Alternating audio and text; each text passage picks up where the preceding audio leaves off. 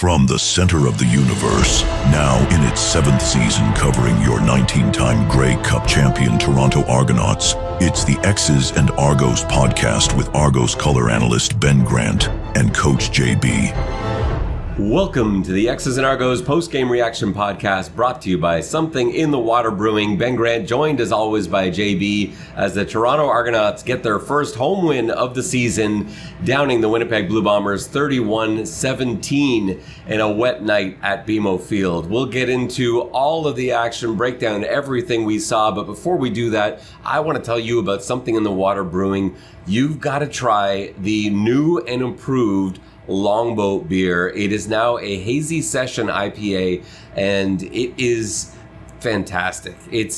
They've kept it largely the same, but they changed the malting process, and you end up with this sort of peach mango kind of finish to it, and it is a fantastic beer. I liked Longboat Pale Ale before, but what they have done to Longboat, because I thought it was a risk. I'm like, you got a great beer. Like, why would you do anything with it? But they know what they're doing at Something in the Water. They're experts. They have created award-winning beers, and this is another one that it'll blow you away how good this beer is. So get down to Something in the Water Brewing. Maybe it's before the next Argos home game. Maybe it's after practice. If you go to Lamport Stadium, Something in the Water is just steps from both BMO Field and Lamport Stadium. Before we break down the whole game, JB, let's hear Mike Hogan on the call for our broadcast from right here in the booth I'm currently sitting in. Here are the highlights from the TSN 1050 broadcast, and here's Mike Hogan on our radio replays. There's the whistle, so we're ready to go here at BMO Field. And the right footer, Irola, who puts it up, and it will be Vavel taking it at the 20-yard line, near numbers, 32-yard line, and he gets hit hard. Dark Angelo is in there. Nick Arbuckle in at quarterback, and he'll take it at the 29-yard line, right hash mark, and they go play action. They swing it to Janarian Grant, who's going to throw it. He's got two men wide open at midfield, and it is caught by Coxie. 50, 40, 30. And knocked out of bounds at the 38-yard line. Janarian Grant, who is left-handed, ran a sweep to the left and threw a bomb, and Winnipeg was not ready. 2nd and 3 is better than 2nd and 8. Coxie will be singled up on the far side, although now Kevin Mital will join him to play a pump action and go, and Coxie's gone. Touchdown. Oh my, what a great play fake by Nick Arbuckle. And he hit Coxie for the touchdown, on the Argos draw first blood as they run two perfectly designed plays and execute them on this opening drive. The key to that play was that it was 2nd and 3. That's the perfect distance to be sitting on short routes like slants and speed outs. And so Coxie, when he went for that initial slant, Bonds jumped all over it thinking, I'm going to pick this, I'm going to knock this down. And then when he turned upfield after that pump fake, Coxie was left all alone. Arbuckle delivered a perfect football. What a great way for Toronto to start this opening drive with a touchdown. Trey Vavel out for the punt from the Aussie, John Haggerty. Low one, it's short. It's going to take an Argo bounce down to the 25-yard line. Vavel looking for a hole, gets to 30. No more balls out, Argos have it. They knock it out of bounds at the 29-yard line. And Toronto's got the ball in Winnipeg territory. No flags, it's Argo football. That, ladies and gentlemen, is an Argo bounce. Brandon Calver with the hit. 2nd down, and we'll call it 16. Argos moving from right to left now. They'll put it in play from the 26. Arbuckle's going to go to the far numbers, has a man at the 40. Coming back for the ball, sliding for the catch, getting up, and running down the field is Devontae Coxie. Coxie with his 3rd big catch as they convert on 2nd and forever. 2nd down from the 18-yard line. They need 10. Arbuckle's got some time. He goes to the end zone. He's got a man for the touchdown. Tavares Daniels to the house. Touchdown Argos. First down Argos at the Winnipeg 50. And they will go running game. And LeBarn up the middle will get a first down and more. Kicking it out. 35-30 to the far sideline. 25. Knocked out of bounds at the 20-yard line. It's a gain of 30 and a first down Argos. They're back in the red zone. 7 yards to get on 2nd down for the Bombers, who are on the right hash mark, moving from left to right. Back to pass, Claris on the in route. He got popped. Ball is tipped and picked. Argos got another one. And it's going to be Benji Franklin. Finally gets his first interception of the season. And the Argos dodge a bullet. They've got it at the 10-yard line. That ball hit two different Argos. and a bomber before Franklin finally got it. And they will go ground game. And it's going to be Oliveira who fumbles the football. The Argos have it to the 50, and smartly just taking a knee was Derek Sluka. Who else is going to get the turnover? And he's forced a fumble tonight. He has a fumble recovery tonight. And with 11 seconds left, the Argos are going to win their second game of the season. All right, JB, I'm going to turn it over to you first. First impressions, 31-17. It was an Argos victory. We both thought they would win this game. Any surprise from you, or you just felt like from the start this was going to be an Argos win? I felt like they had a good chance of winning. I don't think I ever felt so confident that I would just chalk it up.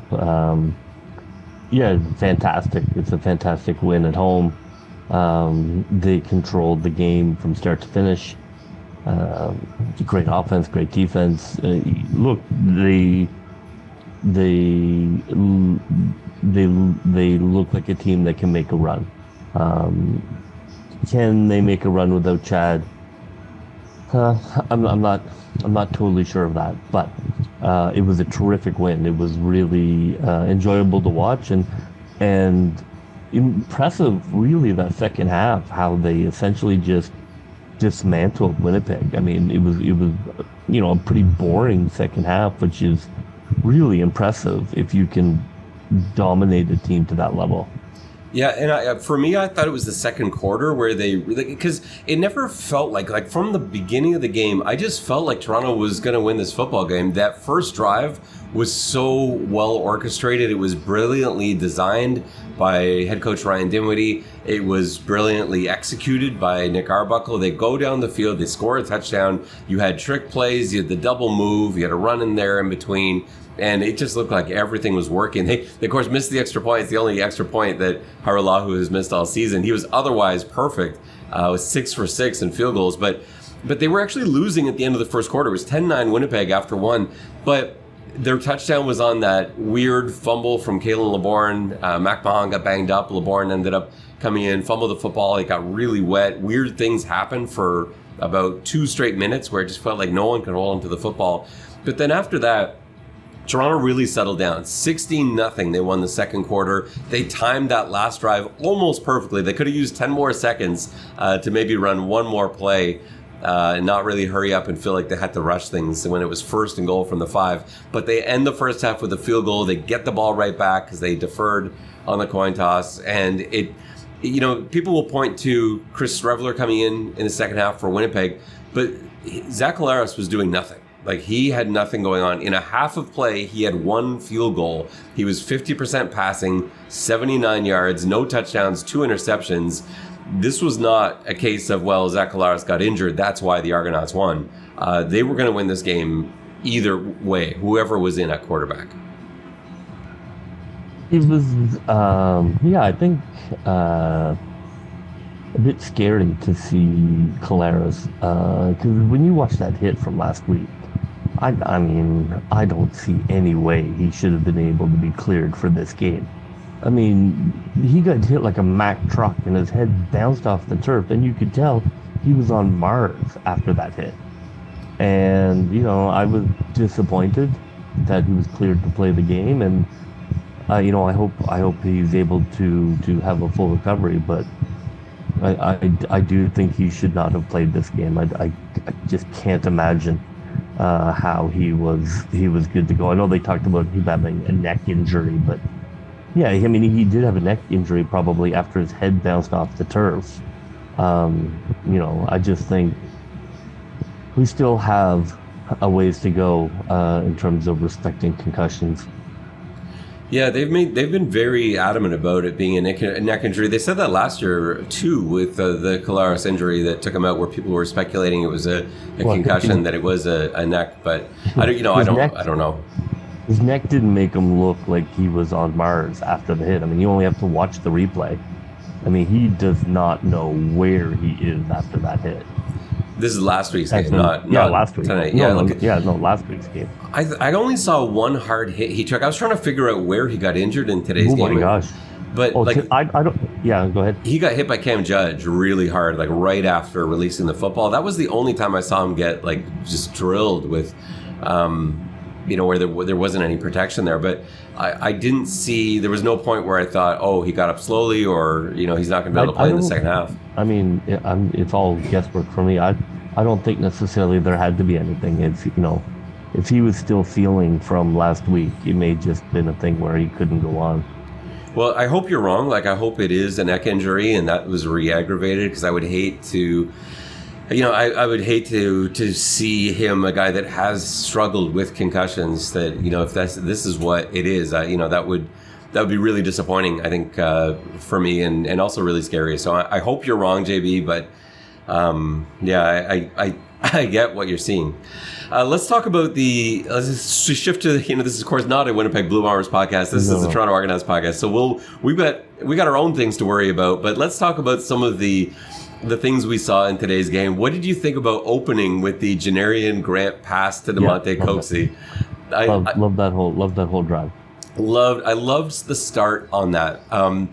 We thought that they might try to pick a little bit on Coxey's corner, a man that stands about half a foot shorter than Coxey does. I didn't think it was going to be that way. I thought it would be jump balls, but instead it was double moves, and it was trying to bait him in on that Janarian Grant action. What made that play so clever in my mind is that it was a pass where Grant is running to his left, and you don't typically see the double pass come out of plays like that because most people aren't left-handed. Janarian Grant is left-handed. He's running to his left.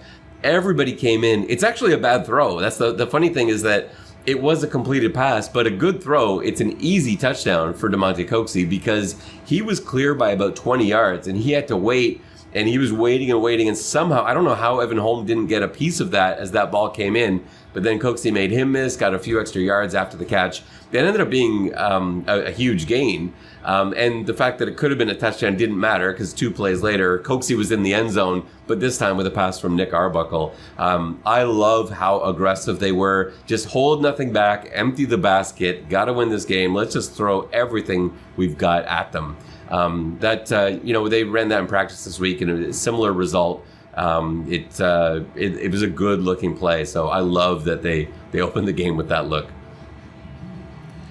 JB, into, as things got a little bit dicey with the Winnipeg Blue Bombers pulling ahead 10-9, was there a point after the LeBourne fumble where there was returned for a touchdown where it felt to you like things were slipping? Or did you just feel like, even at that stage, that 10-9 stage, that the coaching staff, Arbuckle, had things in control and he was going to be able to walk the offense up and down fairly with some regularity, I guess?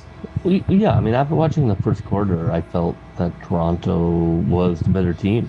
Obviously, Oliveira was a problem, and luckily the score largely took him out of play. So that was really my only concern after the first quarter, was were they going to be able to control Oliveira, because they were really dominating the line of scrimmage. But I just didn't think Winnipeg was very good. And I knew they turned the ball over. I thought Collaros looked really bad. He didn't look... I know he's not had a great season, but, he really didn't look very scary. And I thought the defense, McManus looked pretty good, with his injury. And I thought the defense, other than some issues with the middle run, looked pretty dialed in. So yeah, after that first quarter, I felt really confident that they were going to finish this off. My only worry was that middle run, like you said. I don't know why why did they go away from it? And they had. I have no idea. Do you know how many carries Oliveira had in the second quarter? One. Yeah, like 2. One carry. Yeah.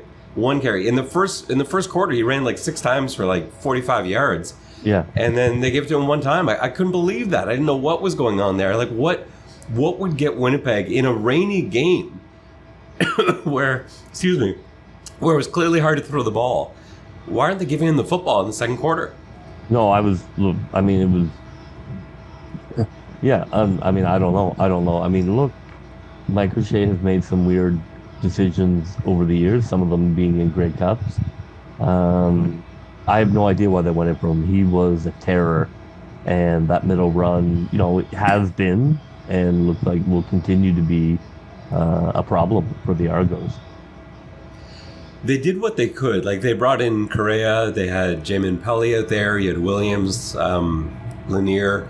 They loaded up, but it felt like in that first quarter, Winnipeg's O-line was like 5 yards downfield on every run play. So I was worried. I didn't like that was the only thing I was worried about. I just thought they need to find a way. The only saving grace was that it's CFL football, and so my view is that it's just hard to run mistake free all the way down the field because you need that 5 yards every run. If you don't get 5, well, now you're in trouble. It's 2nd and 8, and you can't call a running play. So that's usually why a running game doesn't matter as much. You have to. It has to be complementary. Where now you're fighting a two-front war and you can't stop it. I think we both agree you can't win in the CFL with a great run game alone. And you have to be able to punish with the pass. And, Collaros just did not look good. And whatever the reasons are for that, they were on top of him. I thought, the pass rush looked decent. It was maybe we need to play in the rain more. It was a terrific game. I mean, they looked like a playoff team, which has to be incredibly encouraging to the coaching staff. The rain only seemed to impact the game for about 5 minutes of real time somehow. It was raining throughout the game mostly. There were some moments where it stopped, but it only rained really hard for about 5 minutes. And what happened in those 5 minutes, you had the Kalen LeBourne fumble return for a touchdown. You had the Argos punt that was fumbled and then recovered by the Argos. You had there's another fumble in there somewhere. What am I missing? Oh, fumbled snap. That's what it was. It was Winnipeg's fumbled snap, Kolinkowski, where the ball did a 360 before he slid it backwards, which it was weird. And then you had an Argos punt where it actually bounced back to John Haggerty. All of that took place in about 5 minutes of time, where it felt like they were playing with a bar of soap. But then the rest of the game, there's only one other play where I really noticed footwork. A few people, slipped here and there, but not anything too bad. Janarian Grant had a slip where it looked like he had one man left, and he could have cut up the field for what looked like a punt return touchdown. But it didn't really factor in as much as I thought it was going to, being that it was on grass in heavy rain. Janarian Grant looked good. Yeah. He did not look good last week. He looked good tonight. If this is the Janarian Grant, I know he didn't break any super long ones, but he looked dangerous. He did, yeah. So if that's the Janarian Grant we're getting moving forward, that's a huge plus. You know what I was very impressed with was last week we talked about how the Argos needed to find an answer for an all-out blitz, because that's what killed them in the second half last week. They had that 25-7 lead going into the last play of the third quarter. They end up losing the game 26-25, and it was the story of that second half was that they could not do anything about the blitz. They had no answers. Now, it wasn't a perfect game. There were a lot of sacks. Winnipeg, I think, only had 6 sacks coming into this game, had 5 tonight. But remember, you got Shane Richards starting and playing at left guard. He was signed on Tuesday. He just basically arrived for practice, and hey, you're starting. And then you had John Boss playing at right tackle as your third right tackle of the season after both Ryan Hunter and Aneem Dankwa went down with serious injuries. And so, given that, it was expected that there were going to be some problems in pass protection. But I thought Ryan Dinwiddie came up with some great solutions. We saw 2 excellent tunnel screens or slip screens to Devaris Daniels, where he just kind of ran a 2-yard in, caught the pass over the blitzing linebackers, was able to get in behind his lineman, getting downfield and kind of running that middle screen. And we saw a shovel pass to Kevin Mital. These are ways to get around those all-out blitzes. Are you pleased with those adjustments? You still want to see more in terms of solutions for how to deal with a 7-man pressure? No, I mean, it's going to be a problem just because they don't have necessarily, especially when Ryan Hunter's out. Like, I mean, part of it is a personnel issue for sure. But yeah, I really liked, you could see the coaching staff making adjustments between the games, whether it be, like you say, the slip screens were fantastic. The hard count was used strategically and effectively to slow down the pass rush. The halfback option worked to kind of slow stuff down. I thought they just did, the running back blitz pickup was improved. I thought they really had concentrated on, how to deal. And it still was a couple times a bit of a problem, and it is a bit of a problem in obvious passing downs. But they certainly fixed it more. They certainly fixed it enough to keep this win, which is terrific to see. I thought players love to see that. Players love to see when coaches help them fix problems, and so I can't imagine how happy the team is right now, because not only did you win, but like you deserve to win. You were the better team. You had a game plan. You fulfilled it. It has to feel incredibly encouraging. And it's like those trick plays hitting are so big, because that's what you're talking about. Like the coach is coming up, like scheming. Hey, we've got this idea. I know we got a problem here, but I'm going to help you with that problem. It's so huge when the very first play of the game connected, like that like we got to find ways to get explosive plays, and then suddenly there's this bomb from Janarian Grant to DeMonte Coxey. As soon as that works, you're like, oh, hey, this is the coach has a plan here, and it's working. And then you add in that huge slip screen to Tavares. That first one was massive. The second one didn't go as far. It was still a successful play. But like those are great fixes for problems, and it's gonna be an ongoing effort. They're gonna have to keep coming up with things every week. But when those start working, that sort of fosters the faith that the players have for the coaching staff, and everyone buys in. And I think it was something that stood out to me at practice this week was you did not know you were looking at a one-win team at practice this week, and I think you sort of saw the results of that here today. There wasn't panic. Guys weren't down on each other. Guys weren't after each other that way. It looked like a confident group. It didn't look any different from practices you saw when they went the 16-2 team from 2 years ago that was so good and unstoppable. They looked the exact same as that, and I think that is a tribute to the coaching staff being able to keep this group together, but also the leadership within the players on this team that know they are a better team than their 1-5 record coming in was. So that I think is noteworthy. And the team, the Argos they had a lot of ball luck tonight, which they had not been getting in other games. And so again, that's kind of balancing out, whether it be the bounce off, Winton's helmet, or the fumble that they almost didn't recover, but then were able to knock out of bounds, and things, that catch, right? You want to talk about sliding doors. If that catch is intercepted, does Winnipeg win? Maybe. Which catch are you talking about? The initial halfback pass. Oh yeah. Like if Janarian's pass, right? If that gets picked. If that's picked, yeah, and maybe they run it back for 6. Then you're just standing there with egg on your face, and I think it just changes the entire game. Much more than a score. So yeah, like it is crazy how such a little thing can change. And like when he caught that pass, I just knew. I know you don't believe in sport gods, but when he caught that pass, I just knew that this was a game where we're going to get breaks.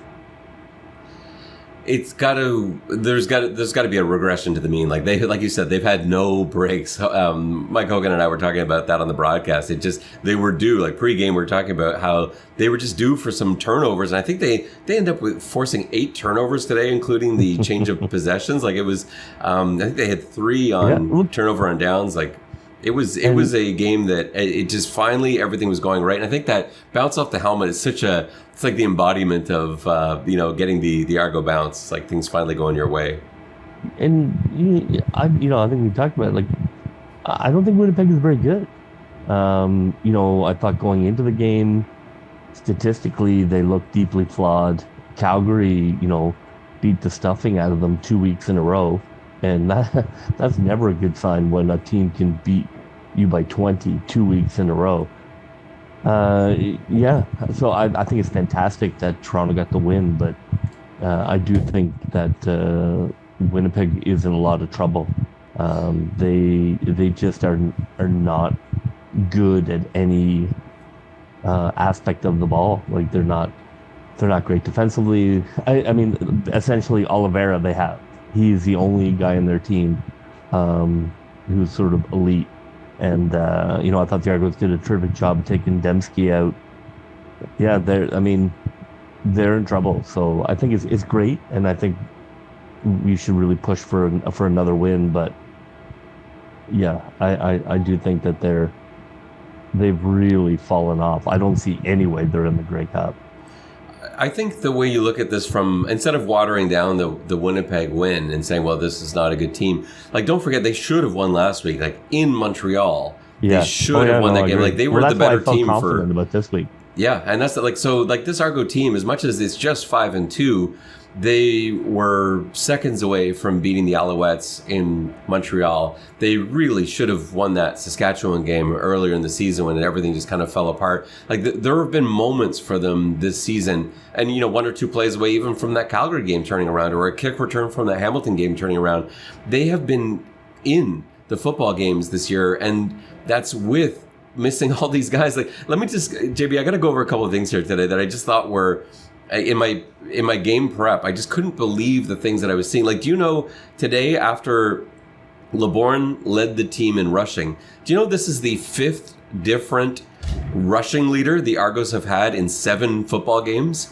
And that just shows you the rotation that they've had in the backfield, where it's just a different guy. So LeBourne was the leading rusher today. Last week it was McMahon for the first time this season. The week before that it was Brown, who is not even on the team anymore. The week before that it was Arbuckle, and the week before that it was Williams. Like 5 weeks in a row now, it's been a different leading rusher for the Toronto Argonauts. And you can kind of say the same thing about the Sam linebacker position, about the right tackle position. William McManus missing 3 games in the middle there, Chad Kelly being out all season, and yet this football team looks like it could be a problem at some point, even as they're constructed now. But I think especially with the return of Chad Kelly at some point, we don't know when that's going to be. The hope is soon. Like I really felt this week, based on that Farhan Lalji report earlier in the week, that even if he didn't start, maybe he would dress. And so I do feel like that's getting closer. I know it's been such a weird situation, but that one switch alone will boost so much life into this Toronto Argonauts team when they get Kelly back. But in the meantime, Nick Arbuckle, I think, has continued to improve. Like, I actually think we called last week's game his best game this season, and we felt like he had been progressing every single week. I think this is another step forward. I think Arbuckle again today had his best performance. He didn't make any mistakes. 22 of 31 for 316 yards, 2 touchdowns, no interceptions. There was one streak of 3 straight incompletions to Devaris Daniels that were all off target. But what I was okay with was that he was keeping the ball out of harm's way. It was near the end of the first half where the Argos had a lead. They knew they were going to get the ball to start the third quarter. And I just interpreted that as him being safe, him not necessarily wanting to risk a pick six coming back the other way. And so he threw it where maybe Daniels could get it, but certainly no Blue Bomber was going to be able to get it. So I thought this was, again, his best game at quarterback. Yeah, he looked terrific. I feel we were definitely on record. He is not the reason the record is the record. He has played really well. I mean, anybody's going to make mistakes, but he looked great today. He made some terrific passes. It was a bit of a step down in the red zone for him, but I'm going to chalk some of that up to the rain. 19 of 23 or something in the red zone. Yeah, he's the starting quarterback of the team. He is no longer a backup. I think he will step aside when Chad is ready to go, much like a Formula One driver ready to take his car back. But I think that he has absolutely become a starter. And look, it's fantastic to see. And the Argos were over 100 yards rushing today, which was also and a big part of that. Arbuckle too. Arbuckle had 32 rushing yards. Yeah. I thought that was like he looked so comfortable in the pocket to me, which is stunning because he was sacked 5 times. He had a left guard that was just signed off the street, a right tackle make his first start of the season. Like he had every reason not to look comfortable in the pocket, but I thought his feet were great. His pocket awareness I thought was really good. And as he started to step up and run through those gaps that they were leaving him and then know when to take off, know when to buy time and get that ball out, I just felt like every time Winnipeg had a moment to get back in the football game, Arbuckle made a great play, whether it was with his legs or finding an open receiver for a 2nd and 10 conversion. I just thought he was on point today. Yeah, I've been hoping he would run more. I know he's not a mobile quarterback, but I think the more he runs, at least it adds a dimension the teams have to at least be aware of. And that one run where he took on contact instead of diving, of course you don't want to do that every time, and it's always smart to not allow defense free hits. But that play where he went into contact to try and get that first down, that's the kind of play that makes teams, love their quarterback. When he's putting some, himself, his body on the line there. Of course, you want to be smart about it, but that particular play, I think, really shows how he is grown into the starter for the team. He's also evolved past the checkdowns. Like for weeks, it seemed like running backs had the most targets. One running back target today, one to McMahon, and no completions. The completions were all to the receivers, and it was basically the starting 5. Actually, it is the starting 5. Like that's who he threw the ball to. So you take away the Janarian Grant pass. He had 5 completions to Coxie, 5 completions to Ungerer, 5 completions to Mital, 4 completions to Daniels, and 3 completions to Brissett. Like that is spreading the ball around and giving your playmakers a chance to make plays. And it means for defenses, you can't just sit on the running backs. You can't just tail them out of the backfield and feel like you're going to be able to shut down the other team's passing game. In fact, I thought Dinwiddie used the running backs well as decoys. There were a few times where McMahon took off out of the backfield right before the snap, and that brought Jones out of the box, and then suddenly it would be Ungerer crossing over the middle into this empty space for a nice easy completion for a 10-yard gain. Like plays like that where I feel like the Argos have turned a corner in terms of using their own game film and their own perceived weaknesses as things for the other team to key on that you can now take advantage of with a little bit more threat downfield. So, yeah, I was really pleased with his game overall. The receivers I thought played well. The running backs, they had their moments too. Like LeBourne had that one big 30-yard run. That was huge. There was another play. It only went for 5, but it looked like it was just an inch or two from exploding. And it was great to see McMahon get back into the game. I didn't think we were going to see him again. The way that he went down with what looked to me like a hip drop tackle, and it looked like his knee got twisted so awkwardly. Like you must have thought he was done for at least the game when you saw that injury too, right? Yeah, it felt like maybe he had come back a little too early. Usually when you're helped up, especially as a running back, there's just so much pressure on the joints that it's just really hard to be a running back with an injury. There's nothing about toughness. It's just harder in some ways because there's so much torque when you're trying to make cuts. And he is definitely a tough guy. Let's talk about some of those injuries. So McMahon came back into the game. That's encouraging. Like I expect he'll be on the injury report all week this week, and he'll probably be limited for the first couple of days of practice. But the fact that he was able to go back in the second half, to me, means I think we'll see him starting again next week. You had Derek Sluka go down with what looked like an ankle injury. They didn't bring the tent up. I don't know why, especially because it's raining too. Like, why not bring the tent up? Cover your guy while you're looking at him. But he got taped up and was able to get back out there at safety. That was a really good sign. Cam Judge went down with what looked like a pretty horrible shoulder injury. Friendly fire, Tyshawn Blackburn, I think, fell onto his shoulder when he was like fully extended, and that seemed to be what injured it. To see Judge back out there and then made it like a pick a few plays later, I thought was huge. Like, we've seen Cam Judge miss a few interceptions, which he normally doesn't do, and he's dropped a couple this year.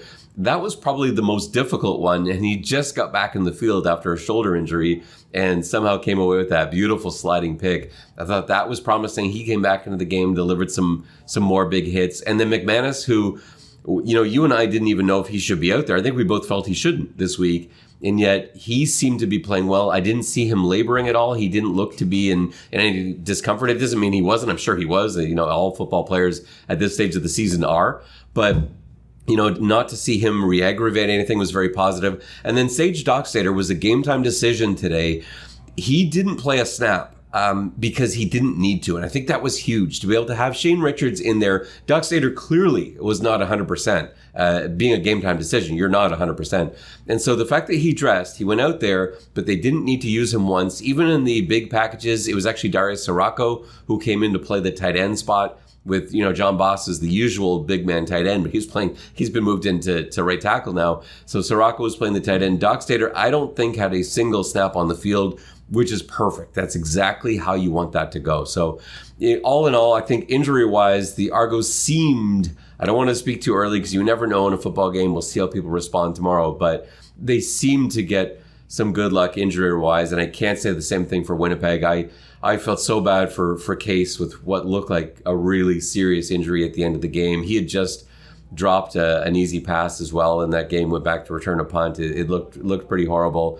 Vavel also got banged up pretty badly. Kolaris left the game. Like, they had their share of injuries. Vauders, I think, as well, went down for a period of time. So for once, though, it wasn't Toronto coming out on the worst end of things in terms of injuries. All right, JB, let's get to our plays of the game and our players of the game. Something we've only had one other opportunity to do with only one other Argos win. I'm going to turn it over to you first. What was your play of the game? Let's start there first. Well, there were lots, but I think for me, the play that really cemented that this was going to be the Argos game was the Benji Franklin pick that bounced off McMahon's helmet after McMahon, had caused the pass breakup. It was kind of everything. It was a thundering hit. It was a lucky bounce. It was a DB, getting a turnover. Winnipeg is definitely turnover happy, but it was good to see Toronto get a turnover. And Winnipeg was driving. They were driving for a touchdown. It was still a back and forth game, and that turnover, I thought, really kind of tilted the field, and Toronto never looked back. Yeah, that was a huge play. There's no question about that. That was initially going to be mine, but I have a few to choose from here. And you see what Mac Mahan has done to you? You called McManus McMahon, because that whole name has been, everything's been upside down. We're definitely going to be calling Calgary Stadium Mac Mahan Stadium. Damn you, Mac Mahan. I know. So yes, McManus made the huge hit. It was a high ball. It wasn't a good ball from Kolaris, but it was catchable. Stearns went up to grab it, and he got hit so hard. But that's the kind of hit you've been talking about that McManus delivers that gets everyone else jacked up. That's his play elevates everyone else's play because his energy brings everyone else's energy level up. So yeah, I thought that was a massive play. For my play of the game, I'm going to go to the other side of the football. I'll go to the offense. Toronto was on their own 10-yard line. 3 minutes left in the first half, and this was a pivotal moment because Toronto was up, but had they had a 2-and-out there and punted the ball from their own 10-yard line, Haggerty standing in the end zone, Winnipeg gets the ball at midfield, Kolaris still in the game at that point, maybe that turns out differently. It was so crucial for them to at least get a couple first downs, and what ended up happening on that 2nd and 10 play, it was the first tunnel screen or slip screen to Devaris Daniels, and it was a huge play. I don't know, I can find it here, 24-yard play. So not only did they get the first down, they got 14 extra yards. They ended up building on that and driving the whole length of the field for that short field goal right at the buzzer to close the first half. To me, that screen pass over the middle, something I've never seen them run. I love when, I've been watching Argos football for a long time. I've seen every play that head coach Ryan Dinwiddie has called, and that's new. He's never run that play before, and it was exactly what the doctor ordered as a and as a response, in the perfect place on the field, because he knew there was going to be pressure. 2nd and 10 from your own 10-yard line. You know Winnipeg's going to be sending heat, trying to create something, trying to make something happen. It was the perfect time to dial it up. And I just thought, to me, that is absolutely a play of the game candidate. What about your player of the game? Where are you going with player of the game honors? I mean, look, McManus. I often default to McManus because he usually is in many ways he was, because I believe he is bringing the belief in the team to the entire team. You know, the difference between this team when he's on the field and when he's not is night and day. And if he could have played the whole game of Montreal, they win that game. But having said that, I'm not going to go McManus just as a change of pace. Coxie, for me, I thought he showed great patience and great concentration on that opening catch where, you had guys diving in front of you, had to come back for the ball. He ended up with amazing stats. He's 8 targets, 6 catches, 145 yards and a touchdown. I mean, he was all world for the Argos tonight. So for me, Coxie. He's such a difficult guy to bring down as well. Like, I think you forget about how big Coxie is. Like, you don't think of him as a big punishing receiver, but he's 6'3", well over 200 pounds, and guys just bounce off him. There were a few plays on the shorter passes today where, he's close to first down yardage, but, first tackler bounces off, second tackler gets stiff armed to the ground, and suddenly he's got a 15-yard gain. Like, those plays, I think, every so often Coxie delivers, and you're like, oh yeah, this is a pretty big receiver. Very much deserving of your player of the game nomination. And I thought sometimes you see it with tight ends in the NFL where, because they are so much bigger and stronger, like, I thought that was a good challenge by Coach Dimity at the end of the first half. It was pass interference. He clearly grabbed his arms. He clearly was pushing him, but essentially they're like, well, this guy's way smaller than Coxie, so he's allowed to play this kind of NBA hand check defense. And it's frustrating to me. I know I've called for it 100 times, but where is the transparency on the central review? Why is there not somebody talking to us, walking us through?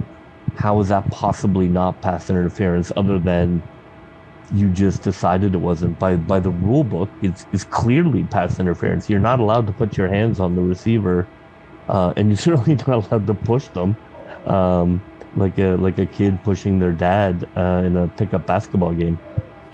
I tweeted something out earlier this week. If you want to go to X, you can see it there. Ben_Grant, but it's how rugby reviews are run, and you know how you've seen rugby games where they go to the booth for review, and you hear on the broadcast, you hear it all. You hear the conversation between what's happening in the replay center and the official, and there's nothing's hidden. And the guy goes through the rule and he makes the decision. And it's done fairly quickly, but everything is caught on audio and everything is heard on live television. And it's that kind of transparency that I would love to. I don't think we're going to. I don't think you'll see it in the NFL. I don't think you're going to see it in the CFL. The XFL experimented with it, but I would love to see that. Yeah. And anyways, I thought it was a good review. I know sometimes I'm tough on Coach about his reviews. I thought it was a good review. Did you see how far he threw his challenge flag? By the way, he was so angry. Yeah. He wound up like a relief pitcher and threw that challenge flag like all the way to the uprights. It was who knows? Something. Who knows if they win the review and then they get stuffed at the one and they don't get the field goal. Now Winnipeg is feeling it. Like, who knows, again, sliding doors where that goes. But that for me is one for Coach. I thought that was a good challenge. So I'll give you my player of the game after all of that, but just a couple honorable mentions. I thought all 3 starting linebackers played great today. The 3 leading tacklers, Cam Judge with 5, Wyndham McManus with 5, Tyshawn Blackburn with his first game at Sam this season with 5 tackles. I thought he looked really good, except for the one play where Dembski beat him, kind of got him turned around a little bit. That's not a great matchup. No, it's not, and he's not used to coming at receivers from that angle. Like, he's used to attacking from above, like from that safety position, and now suddenly here he's stride for stride, and Dembski's such a good route runner, kind of twisted him around a little bit, but aside from that one play, I thought he played well. I also want to shout out Kevin Mital. The awareness on the fake punt stuff. He's out there as a corner, and he's watching the gunner go down the field so often. That guy's taken out of the play. He should be taken out of the play. But Mital, I think, either heard someone on the defense calling out, like fake, or run, or whatever their word is they use for that, or he heard the gasp from the crowd as Winnipeg's punter started running for the first down marker. He jammed on the brakes, got his head spun around, saw it happening, and closing speed was so good. And he got there just in time to turn the ball over on downs. It was a yard short. So that, to me, I thought was at least worth mentioning. Mital, a big day again with 5 more catches. He leads the CFL in receptions. Coaksey is almost there with the yardage lead. I think, Lawler's running away with it, but Lawler aside, Coaksey's right there in the mix. But yeah, Mital gets a shout out too. My player of the game is Nick Arbuckle. It was his game. He ran the offense flawlessly. He drove the ball up and down the field. It felt like every drive ended in at least a field goal attempt. He had 2 touchdowns. He protected the football, never put in harm's way, and was every bit the leader that your starting quarterback needs to be. And like you said, he didn't look like the backup here today. It looked like he'd embraced it as his team, and it will be until Chad Kelly returns from injury, which hopefully is this coming week in Winnipeg. It'd be a tough place to come back to, but we'll see. We'll monitor practice schedule this week. And of course, if you tune into the pregame walkthrough midweek, we will let you know what the injury situation looks like, what it looks like for the Argos as well at practice, and what the chances are of Chad Kelly maybe returning to the squad sooner rather than later. Any last thoughts, JB, before we sign off here tonight? Well, look, my golden fleeces rained down upon me. They got their BMO swag back. Fantastic night. I was not there in Golden Fleeces, but both of our one things came through. I was looking for a big play on special teams. They got 2, the fumble recovery and the stuffed fake punt turnover on down. So mine came through, and yours did too, with the special teams yardage allowances. And that, is really good tonight. No coincidence that this is with the return of Brian Haralamana, the leader out there on special teams. When they get special teams captain Jack Cassar back, maybe this unit gets even more of a boost. But I thought that the return of Haralamana probably coincided with some of these great plays that you saw out there from Argos special teams. It was a 3-phase win for the Argonauts. Next game for Toronto. It's coming up pretty quickly. It's another back-to-back. The CFL's done a ton of these. Toronto's at Winnipeg this Friday, August 1st. It's an 8:30 Eastern kickoff. And of course, you can listen to that broadcast on TSN 50 with Mike Hogan and myself. And make sure you catch this week's pregame walkthrough, probably coming to you Tuesday night. We'll see how the practice schedule works out and when we can get time to record, but look for that midweek. That will just about do it for us from BMO Field, with the Toronto Argonauts beating the Winnipeg Blue Bombers 31-17. For JB, this is Ben Grant saying so long, and may all your pre-snap reads be good ones. I'll see you. Go, Toronto Argos, go, go, go. Pull together, fight the foe.